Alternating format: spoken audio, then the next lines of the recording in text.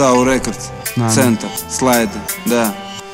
Капали с неба капли на козырек и плечи. Я шел по старым переулкам, дождливый московский вечер. Дым последней сигареты уносился вдаль. Я шел, мечтал, что он несет мою печаль.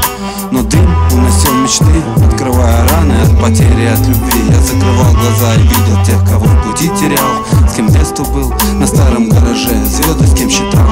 Играл с кем мушкетеров и плач гитары на лавке у забора. И первый тот щелчок затвора ствола, что Дима тырил вечного отца.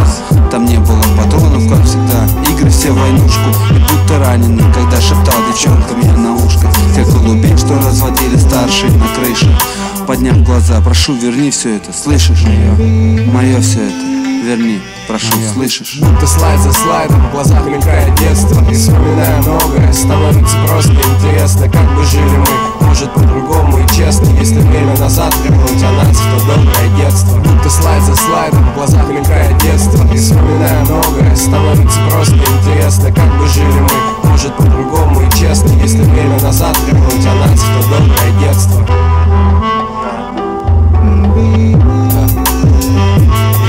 Я из нормальной семьи, я не мажор и не бедствую. Моя мама делала все для моего счастливого детства. Летала стюардессой, моталась с места на место, мутила средства, сына на деликатесы. Хотела вырастить гения, а не балбеса. Английская спецшкола, большой теннис, это было естественно. Но это был всего лишь первый акт моей пьесы. Кто-то включил мне рэп, здесь начались замесы. Я слушал музыку, смотрел видео, листал прессу, вникал в разборки между Истом и Вестом. В конце концов, мне стало интересно, что хотят сказать черные дядьки на мерседесах.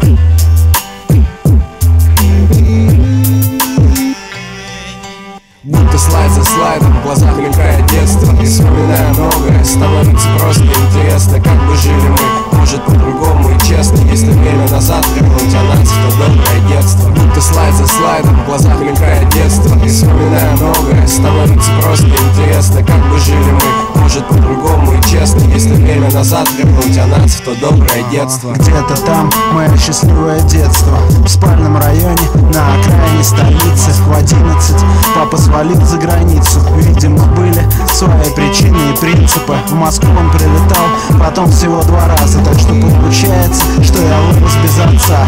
Матери оставил алименты до 18. Сел на самолет и отправился в эмиграцию. Получил гражданство, стал американцем. Укоротил фамилию и поднялся на акциях. Но мне повезло даже в такой ситуации. Спасибо моей маме и кооперации. В то время многие успели подняться. Пирамиды, махинации, ваучеры, облигации.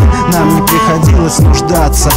Денег было столько, что в них можно было купаться. Первый видак, японский телевизор, видеофильмы, неповторимый Брюс Ли, кровавый спорт Рэмбо, американский ниндзя, Рокки, Индиана Джонс и, конечно, Хищник, плакаты с Арнольдом, Ван Даммом, Сталлоне. Для многих мальчишек они были как иконы. Во всех районах крутили самодельные нунчаки. В школе на труде вытачивали тщательно звездочки, что поражали врагов на экранах тех видеозалов, помещений, подвалов. А нам всего было мало, но время многое меняло в жизни детей.